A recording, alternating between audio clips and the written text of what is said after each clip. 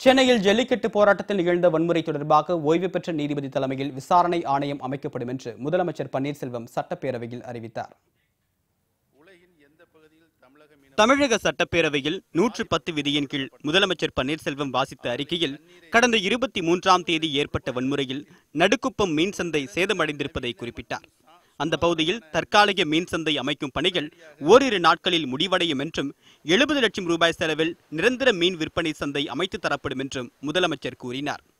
சமூக விரோதிகளால் நிகழ்த்தப்பட்ட வன்முறை சம்பவங்களில் நடுக்குப்பம் மட்டுமல்லாது அருகிலுள்ள மாட்டாங்குப்பம் மற்றும் அயோத்தி குப்பம் மீனவர்களின் உபகரணங்கள் மற்றும் இதர பொருட்கள் சேதமடைந்துள்ளன. பாதிக்கப்பட்ட மீனவர்களின் சேதமடைந்த உபகரணங்கள் குறித்து மீன்வளத்துறை அலுவலர்கள் உடனடியாக கள ஆய்வு செய்து மதிப்பீடு செய்வார்கள். இந்த சேத மதிப்பீட்டின் அடிப்படையில் மீனவர்களுக்கு உரிய நிவாரணம் விரைவில் வழங்கப்படும் என்பதை தெரிவித்துக் கொள்கிறேன். வன்முறை தொடர்பாக சென்னையில் 312 பேரும் பிற மாவட்டங்களில் 175 பேரும் கைது செய்யப்பட்டதாக கூறிய முதலமைச்சர் கைதானவர்களில் 36 பேர் மாணவர்கள் என்றும் குறிப்பிட்டார்.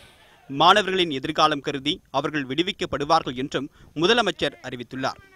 போராட்ட வன்முறையின் போது தீ வைப்பு சம்பவத்தில் ஈடுபட்டதாக காவலர்கள் மீது கூறப்படும் புகார் குறித்து விசாரணை செய்து சம்பவம் உண்மையெனில் சம்பந்தப்பட்டவர்கள் மீது கடும் நடவடிக்கை எடுக்கப்படும் என்றும் தெரிவித்தார்.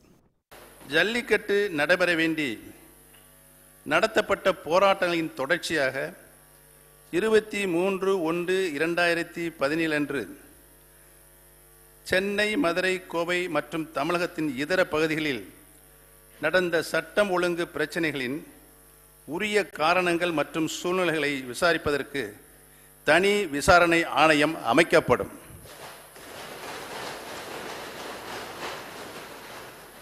ஓய்வு பெற்ற உயர்நீதிமன்ற நீதியரசர் இவ்விசாரணையை மேற்கொள்வார்.